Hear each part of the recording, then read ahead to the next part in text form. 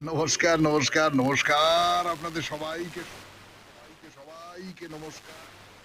সবাইকে অজস্র শুভকামনা। সবাইকে স্বাগত জানাচ্ছি আজকের এই শরণাগত অনুষ্ঠানে এবং সবাইকে শুভ সকাল জানাচ্ছি। শুভ সকাল। আজকের দিনটা দুটি কারণে বিশেষ দিন, তাদের মধ্যে একটি তো নিশ্চয়ই আমরা যারা বাঙালি, বাংলা ভাষায় কথা বলি, বাংলাকে ভালোবাসি, তাদের পক্ষে অত্যন্ত জরুরি একটা দিন। তার কথা পরে, তার আগে বলি যে ব্রহ্মচারী স্বর্গীয় নগেন্দ্রনাথ গোস্বামীর তিরোভাব দিবস আজকে। আর বিশেষ করে যেটা বলবার সেটা হচ্ছে আসামের কাছাড়ে আজকে ভাষা আন্দোলন দিবস, এই 19শে মে 1961। আসামে একমাত্র যে সরকারি ভাষা সেইটা হবে অহমিয়া। এই সিদ্ধান্ত নেবার পর প্রতিবাদের আগুন জ্বলে ওঠে কাছাড় অঞ্চলে। সেখানে প্রচুর বাঙালি আছেন এবং সেখানে 11 জন শহীদ হন পুলিশের গুলিতে।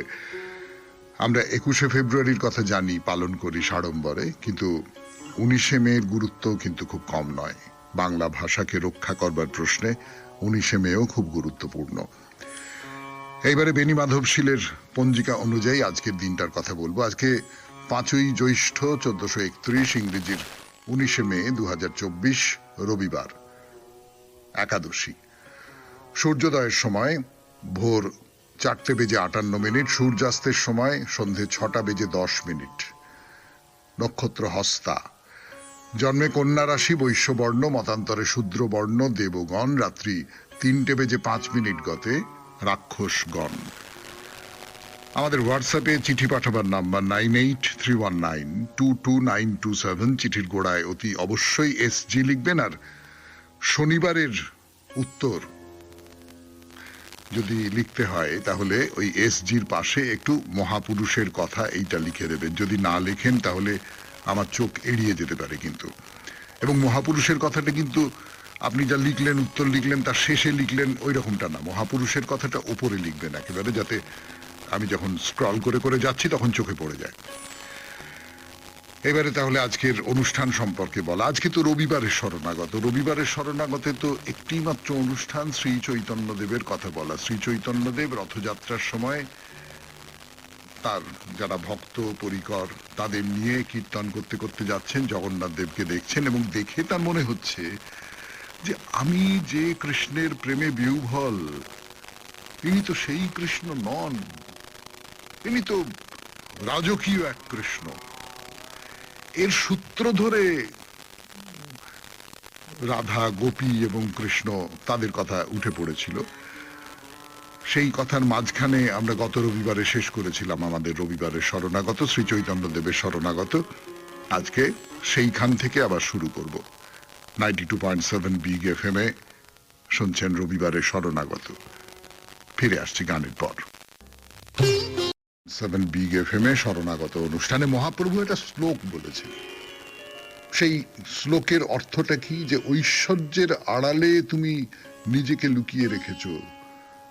তুমি রাজপোশাক পরে রথের উপর সিংহাসনে বসে আছো, সঙ্গে সেপাই, শান্তি, অগণিত মানুষজন। আমি তো তোমাকে পাচ্ছি না। আমি সেই বৃন্দাবনের কৃষ্ণকে চাই। রাধা বলছেন, তুমি বৃন্দাবনে চলো, যমুনা কূলে চলো, সেখানে মিলনেই আমার মনের বাসনা পূর্ণ হবে। তো এই যে গোপীরা এই সমস্ত অভিযোগ করছে, তা কৃষ্ণকে মন দিয়ে শুনেছেন। শুনে তার উত্তরে তিনি বলছেন যে আচ্ছা, আমিও তো দীর্ঘ বিরহে রয়েছি, তোমরা কি আমাকে স্মরণ করো? আমাকে অকৃতজ্ঞ বলে মনে করছো না তো? আমি কিন্তু ইচ্ছে করে তোমাদের কাছ থেকে দূরে সরে নেই, বাধ্য হয়েছি দূরে সরে থাকতে।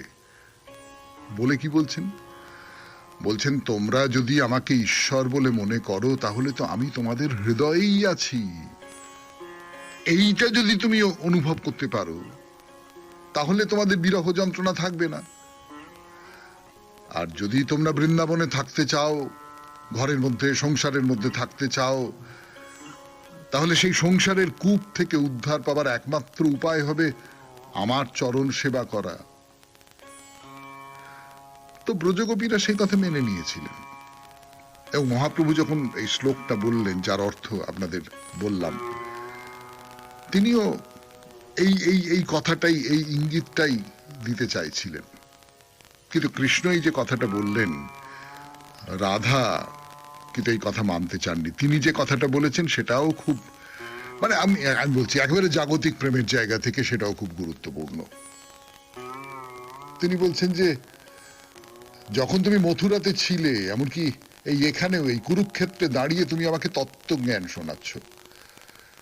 তুমি সবের কারণ, তুমি সবের আশ্রয়, সব ঠিক আছে, কিন্তু তাই বলে বিরহ আসতে পারবে না।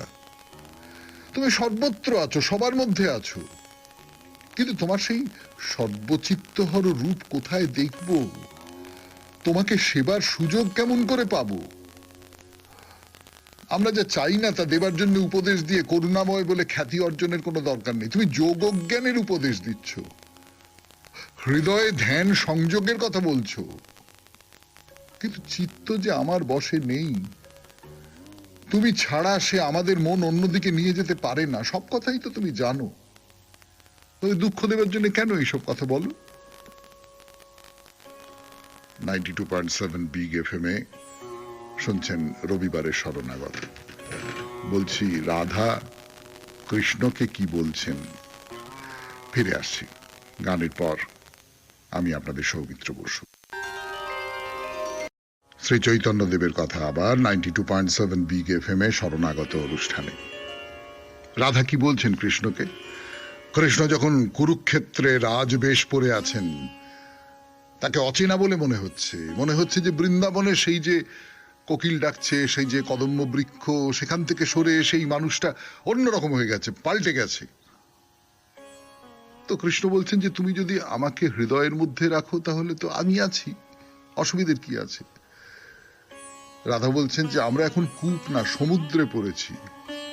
তোমার সঙ্গে মিলনের বাসনা করে কাম তিমিঙ্গিল রূপ করাল গ্রাসে পতিত হয়েছি। তুমি আমাদের উদ্ধার করো। তুমি একবার বৃন্দাবনে চলো।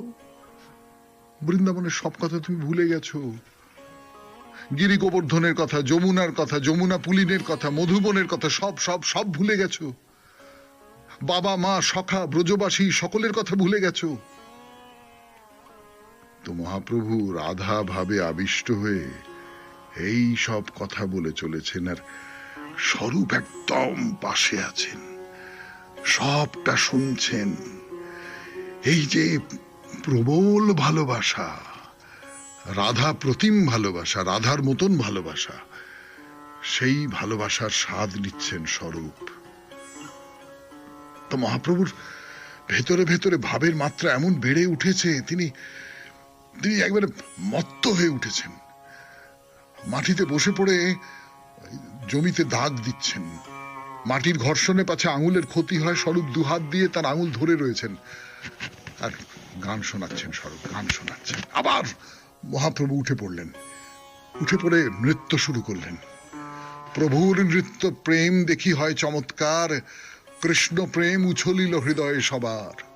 সবাইকার মনের মধ্যে কৃষ্ণ প্রেম উথলে উঠলে একবারে সকলে প্রেমে পাগল হয়ে গেছেন যেন। নিত্যানন্দ, কাশীশ্বর, গোবিন্দ কেউ কাছে ছিল না, শুধু রাজা প্রতাপ ও রুদ্রদেব পেছনে দাঁড়িয়ে মহাপ্রভুকে দেখছেন। মহাপ্রভু নৃত্য করতে করতে করতে করতে মাটিতে পড়ে যাচ্ছেন, যাতে আঘাত না লাগে। রাজা তাড়াতাড়ি তাকে তুলে ধরলেন। রাজা মানে বিষয়ী মানুষ, তো বিষয়ী মানুষ, তিনি যখন স্পর্শ করলেন মহাপ্রভু সারা শরীরে যেন কাঁটা বিঁধল। রাজা দেখি মহাপ্রভু করেন ধিক্কার, ছি ছি বিষয়ীর স্পর্শ হইল আমার। 92.7 বিগ এফএম এ শুনছেন রবিবারের শরণাগত। ফিরে আসছি গানের পর।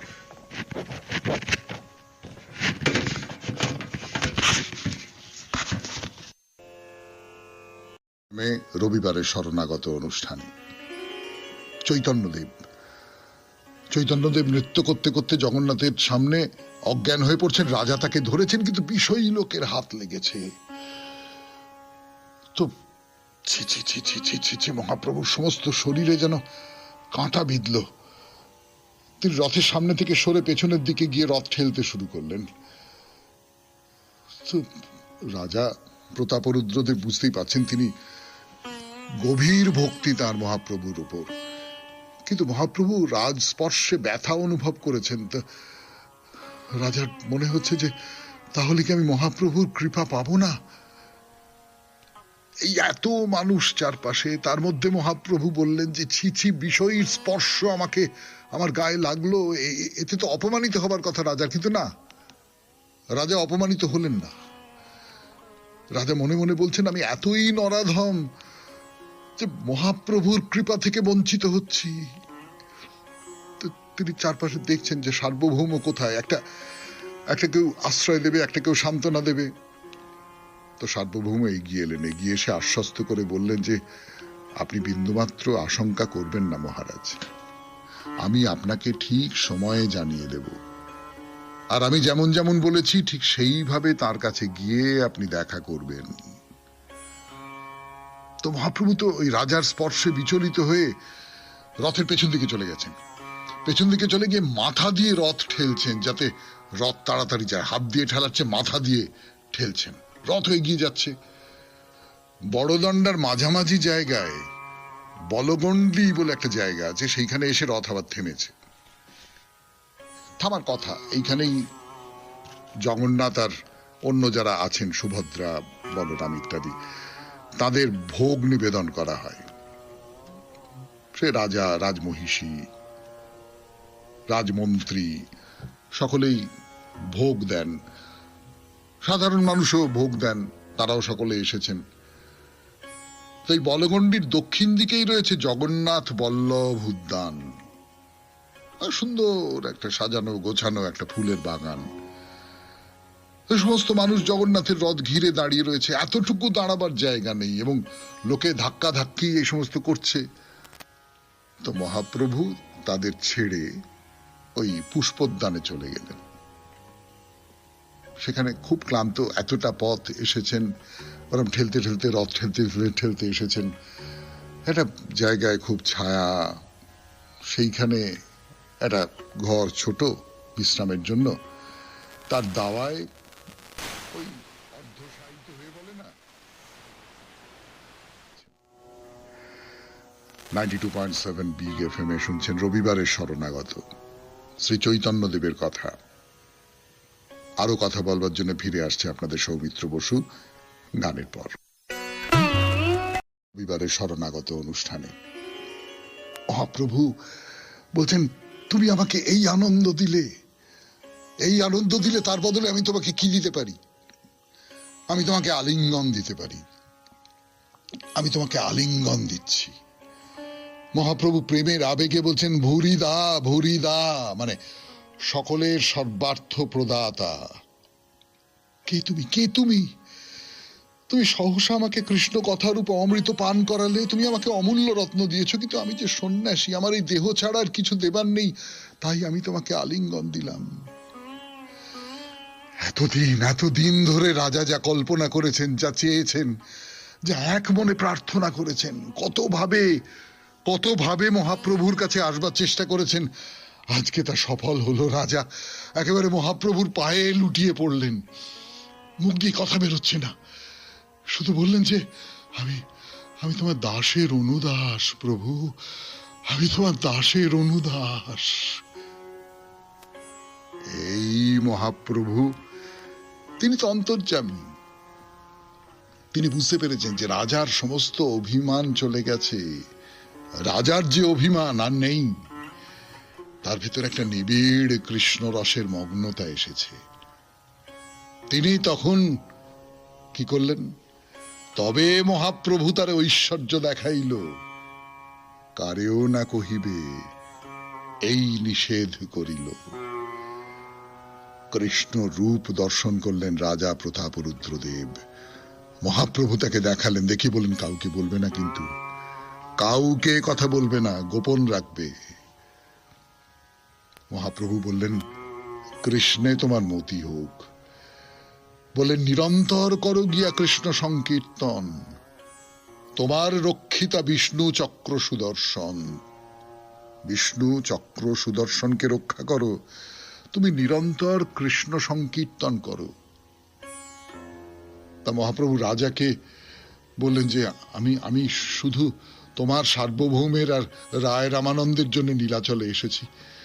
তুমি সবসময় কৃষ্ণ নাম নিয়ে থাকবে, আর বিষ্ণু চক্র আর সুদর্শনকে রক্ষা করবে, আর সব সময় কৃষ্ণ সংকীর্তন করবে।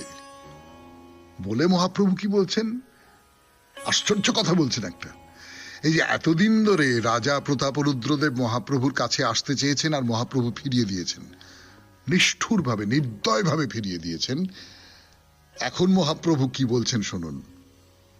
বলছেন আমি শুধু তোমার সার্বভৌমের এবং রায় রামানন্দের জন্য নীলাচলে এসেছি। সার্বভৌম রায় রামানন্দ তো হলো, কিন্তু তোমার জন্য এসেছি। ভগবান ভক্তকে পরীক্ষা করছিলেন আর দিন ধরে। রাজাকে বলছেন মহাপ্রভু সব সময় তুমি কৃষ্ণ নাম নিয়ে থাকবে, আর নিজের উপলব্ধ সত্যের কথা কখনো প্রচার করবে না। বলে রাজাকে আশীর্বাদ করলেন মহাপ্রভু, নিজের গলার মালা খুলে দিয়ে রাজাকে দিলেন। আর রাজা, তার কি মনে হচ্ছে তখন, মহাপ্রভুর কৃপা লাভ করে তার কি মনে হচ্ছে? 92.7 বিগ এফএম এ রবিবারের শরণাগত অনুষ্ঠান শুনছেন। আমি আপনাদের সৌমিত্র বসু। চৈতন্যদেব কীর্তন করছেন, করতে করতে অচেতন হয়ে পড়ছেন, মাটিতে পড়ে গেছেন, ধুলায় ধুলায় ধূসর হয়ে উঠেছেন। তারপরে তার চোখের জল, সেই ধুলো যেন কাদা হয়ে গেছে, তার সারা অঙ্গে মাখামাখি হয়ে গেছে। এইসব দৃশ্য রাজা দেখেছেন আগের দিন রাত্রে শুয়ে শুয়ে স্বপ্নে। আধো ঘুমে আধো জাগরণে তিনি যেন দেখছেন জগন্নাথ মন্দিরে বিগ্রহের সামনে চৈতন্যদেব দাঁড়িয়ে আছেন। বিগ্রহের চোখে জল, বিগ্রহের সারা অঙ্গে ধুলো। তিনি ইষ্টদেবের চরণ স্পর্শ করতে গেলেন, শুনতে পেলেন কে একটা ভৎসনা করে বলছেন যে তুমি যে আমারে ঘৃণা করি গেলা মনে, তবে তুমি আমারে স্পর্শিছ কি কারণে। রাজার ঘুম ভেঙে গেল, সমস্ত শরীর শিউরে উঠেছে।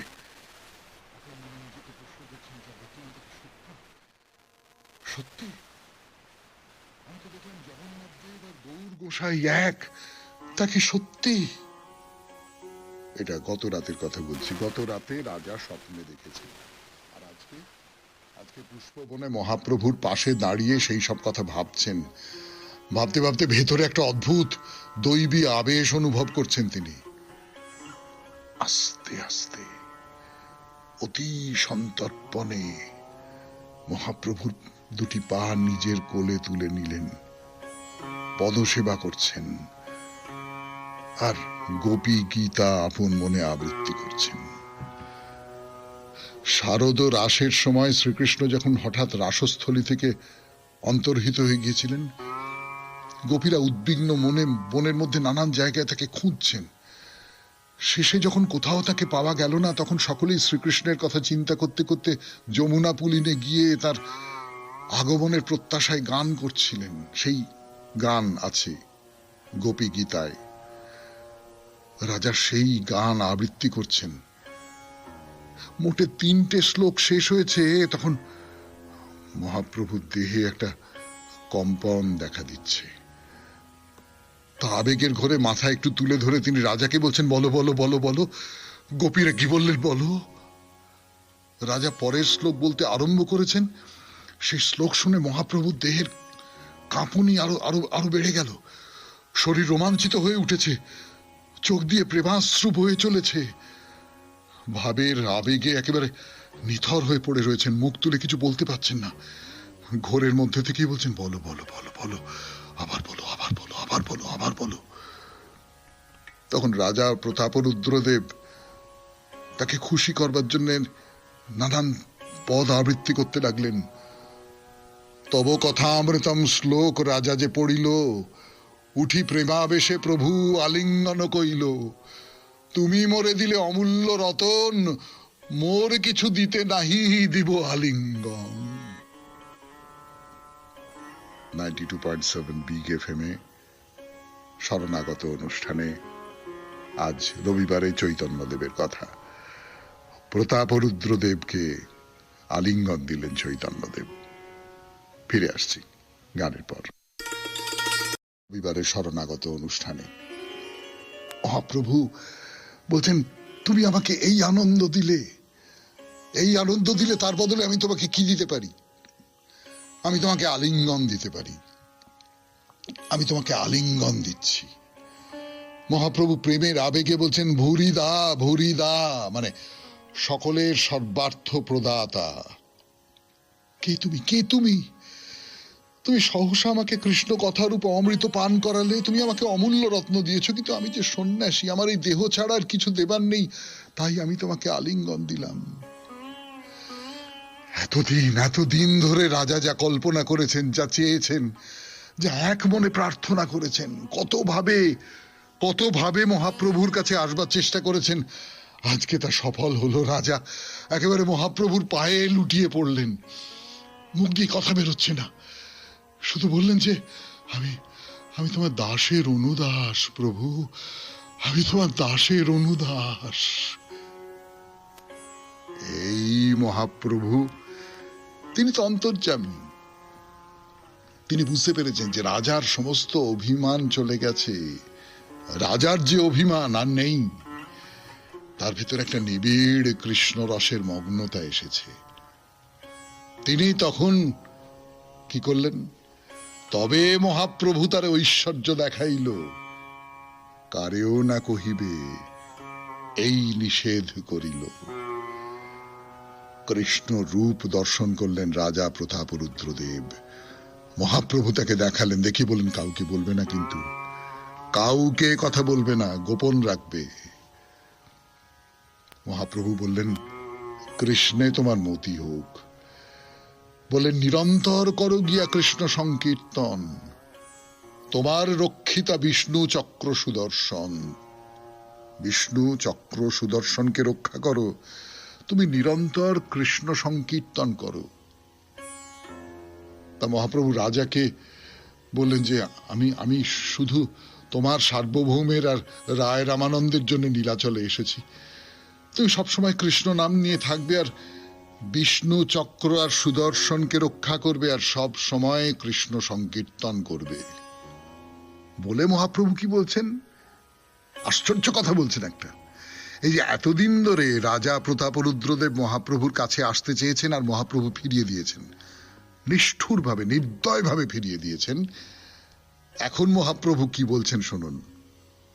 বলছেন, আমি শুধু তোমার সার্বভৌমের এবং রায় রামানন্দের জন্য নীলাচলে এসেছি। সার্বভৌম রায় রামানন্দ তো হলো, কিন্তু তোমার জন্য এসেছি। ভগবান ভক্তকে পরীক্ষা করছিলেন দিন ধরে।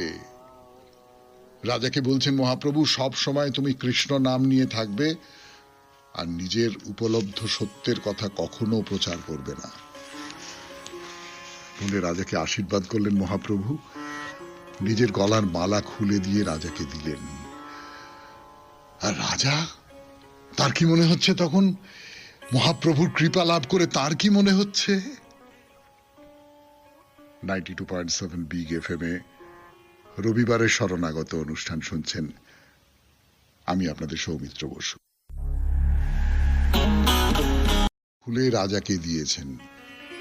92.7 বিগ এফএম এ রবিবারের শরণাগত অনুষ্ঠান শুনছেন।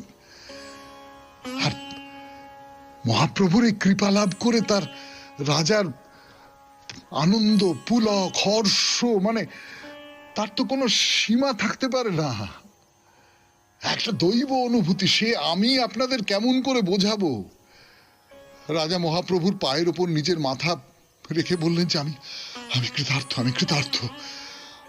আমার জন্ম সার্থক হলো, আমার সমস্ত বাসনা পূরণ হয়ে গেছে। রাজার শরীর প্রেমে বিবশ হয়ে গেছে। তিনি মহাপ্রভুর কাছে বিদায় নিয়ে তা টলছেন। তখন সমস্ত ভক্তদের কাছে গেলেন, তাদের সঙ্গে দেখা করলেন, তাদের প্রণাম করলেন, করে বললেন, আমি সার্থক, আমি সার্থক, আমার জীবন সার্থক, আমার বেঁচে থাকা সার্থক, আমার এতদিনের সমস্ত আকাঙ্ক্ষা মিটে গেছে, আমি সার্থক, সার্থক বলতে বলতে চলে গেলেন। তো এই যে মহাপ্রভু পুষ্পোদ্যানে গিয়েছিলেন, তখন তো বলগণ্ডিতে রথ এসে দাঁড়িয়েছে, বিগ্রহের ভোগ সেবা চলছে।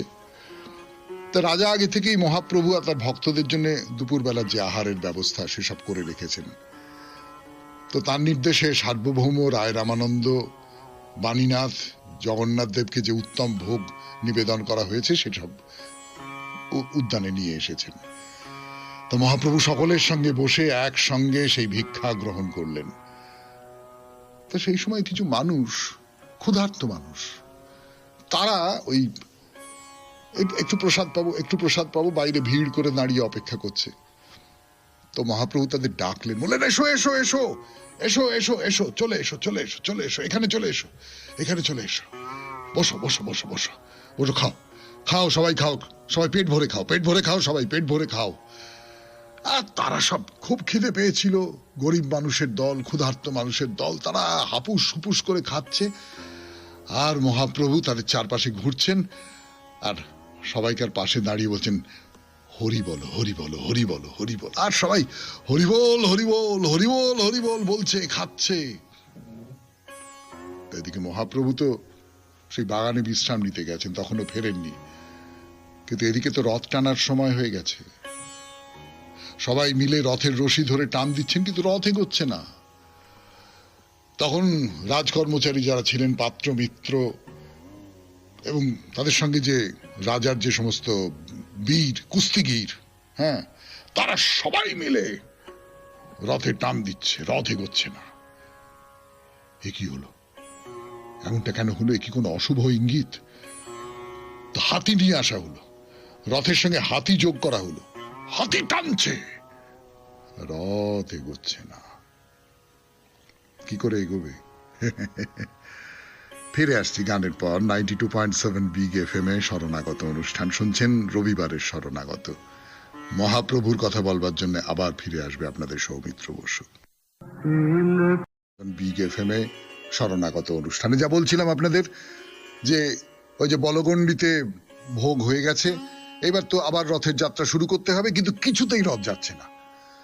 সে কত লোক ঠেলাঠেলি করছে, মল্লরা ঠেলাঠেলি করছে, হাতি নিয়ে আসা হলো, না, রথ কিছুতেই যাচ্ছে না। মানে কি অমঙ্গলের ব্যাপার।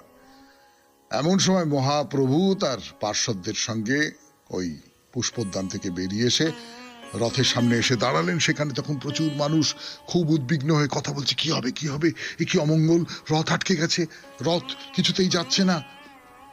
তখন মহাপ্রভু বললেন, হাতি খুলে দাও, হাতি খুলে দাও, হাতি খুলে দাও, চলো সবাই মিলে রথে টান দি। আর নিজে রথের পেছনে গিয়ে মাথা দিয়ে রথ ঠেলতে আরম্ভ করলেন। ব্যাস, এতক্ষণ ধরে আটকে ছিল যে রথ, সে একবারে গড় গড় গড় গড় গড় গড় গড় গড় করে চলছে। আর সমস্ত মানুষ, ভক্ত গৃহী, সবাইকার মুখে জয় জগন্নাথ, জয় জগন্নাথ।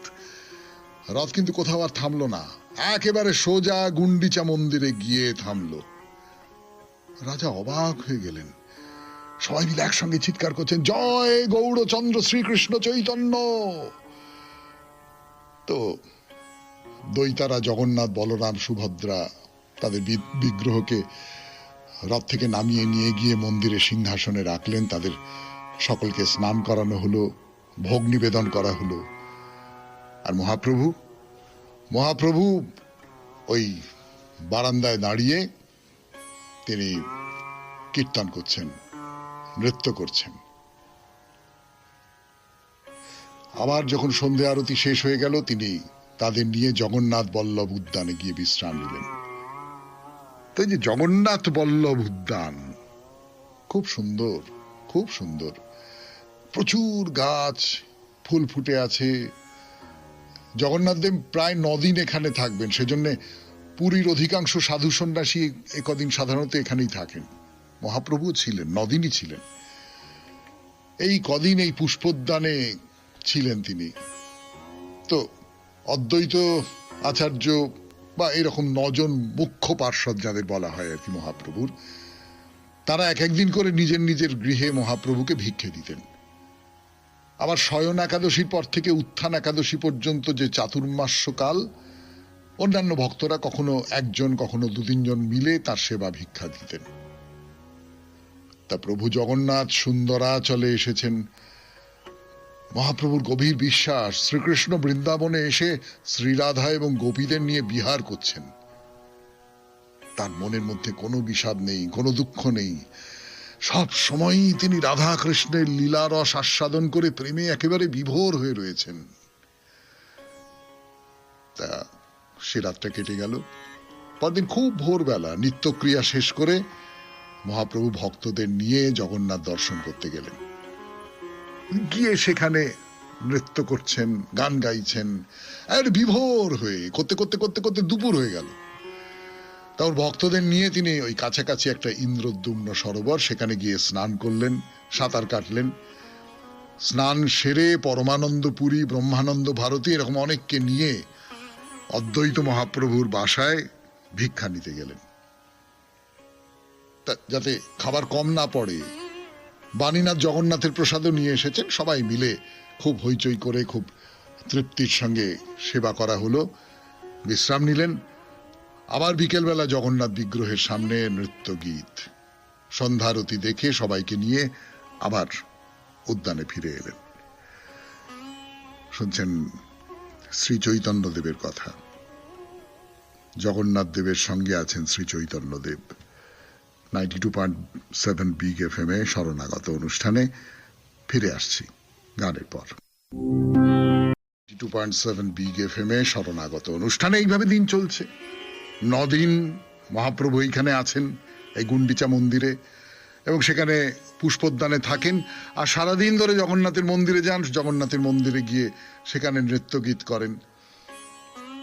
এবং সকালবেলা জগন্নাথ দর্শনে গিয়ে ভাবের উন্মাদনায় মত্ত হয়ে মনে মনে ভাবেন যে শ্রীকৃষ্ণ বৃন্দাবনের কুঞ্জে এসে শ্রীরাধার সঙ্গে মিলিত হয়েছেন, আর আমি হচ্ছি শ্রীরাধার দাসী। আমি মঞ্জরি ভাবে সেই সেই সেই যে গোপন, সেই যে একেবারে সংগোপন যে মিলন, সেই মিলনের লীলা আমি আস্বাদন করছি। মহাপ্রভু সবসময় একটা কিরকম ঘোরের মধ্যে থাকেন। ভক্তদের নিয়ে ওই যে পুষ্পোদ্যান, তার প্রত্যেকটা গাছের নিচে ঘুরে ঘুরে ঘুরে ঘুরে নৃত্য কীর্তন করেন। সেটা অলৌকিক দৃশ্য, আপনারা কল্পনা করতে পারছেন তো? কখনো বাসুদত্ত গাইছেন, তার গানের সঙ্গে বক্রেশ্বর নৃত্য করছেন। একটা অদ্ভুত প্রেমের জোয়ার বয়ে যাচ্ছে যেন সমস্তটা। ভক্তরা একবার মাতোয়ারা হয়ে উঠেছেন। তো সারাদিন এইরকম করে কাটিয়ে সন্ধ্যেবেলা জগন্নাথ দর্শন করতে গিয়ে নৃত্য কীর্তন করে আবার সন্ধ্যারতি দর্শন করে ওই বাগানে ফিরে আসেন। প্রত্যেক দিন এইরকম হয়। তো পুষ্যা নক্ষত্রযুক্ত যে দ্বিতীয়ায় রথের অনুষ্ঠান হয়, তার পঞ্চমীর দিন লক্ষ্মীর বিজয় উৎসব অনুষ্ঠিত হয়। তাকে হেরা পঞ্চমী বলে। তার মানে হচ্ছে জগন্নাথদেব 4 দিন হলো মন্দির ছেড়ে গেছেন, অথচ এখনো তার দেখা পাওয়া গেল না। তো লক্ষ্মীদেবীর খুব রাগ হয়েছে। তিনি তার খোঁজে মন্দিরের বাইরে বেরিয়ে এসেছেন। এইটাকে কেন্দ্র করে জগন্নাথ মন্দিরে যারা সেবক তারা অভিনয় করেন। এই ব্যাপারটা অভিনয় করেই অনুষ্ঠানটা পালন করা হয়। তো এই ধরনের যে ধর্মীয় অনুষ্ঠান, তার সঙ্গে অভিনয়ের একটা খুব সংযোগ রয়েছে, এটা তার একটা প্রমাণ। প্রত্যেক বছর রথযাত্রায় পঞ্চমীর দিন লক্ষ্মী দেবীর বিজয় উৎসব নিয়ে এই অনুষ্ঠান হয়। তো খুব আড়ম্বরের সঙ্গে সেই অনুষ্ঠান পালিত হচ্ছে এবছর। এবং এই প্রথম চৈতন্যদেব আর গৌড়বাসী যে ভক্তরা, তারা নীলাচলে এসে তা দেখছেন। সেই যে উৎসব, সেই যে অনুষ্ঠান, তার কথা বলবার সময় তো আজকে আর নেই। আজকের মতো শেষ করি শরণাগত, রবিবারের শরণাগত 92.7 বিগ এফএম এ। আবার সামনের রবিবার শ্রী চৈতন্যদেবের পূর্ণ কথা বলবো। আমাদের হোয়াটসঅ্যাপে চিঠি পাঠাবার নাম্বার 9831922927। চিঠির গোড়ায় অতি অবশ্যই SG লিখবেন। আর শনিবারে মহাপুরুষের কথার উত্তর লিখলে তার সঙ্গে লিখবেন মহাপুরুষের কথা। তাহলে আজকের মতো বিদায়। সবাই খুব ভালো থাকবেন, আনন্দে থাকবেন। নমস্কার। নমস্কার, নমস্কার, নমস্কার আপনাদের সবাইকে, সবাইকে নমস্কার, সবাইকে অজস্র শুভকামনা, সবাইকে স্বাগত জানাচ্ছি আজকের এই শরণাগত অনুষ্ঠানে এবং সবাইকে শুভ সকাল জানাচ্ছি। শুভ সকাল। আজকের দিনটা দুটি কারণে বিশেষ দিন, তাদের মধ্যে একটি তো নিশ্চয়ই আমরা যারা বাঙালি, বাংলা ভাষায় কথা বলি, বাংলাকে ভালোবাসি, তাদের পক্ষে অত্যন্ত জরুরি একটা দিন। তার কথা পরে, তার আগে বলি যে ব্রহ্মচারী স্বর্গীয় নগেন্দ্রনাথ গোস্বামীর তিরোভাব দিবস আজকে। আর বিশেষ করে যেটা বলবার সেটা হচ্ছে আসামের কাছাড়ে আজকে ভাষা আন্দোলন দিবস, এই 19শে মে 1961। আসামে একমাত্র যে সরকারি ভাষা সেইটা হবে অহমিয়া। এই সিদ্ধান্ত নেবার পর প্রতিবাদের আগুন জ্বলে ওঠে কাছাড় অঞ্চলে, সেখানে প্রচুর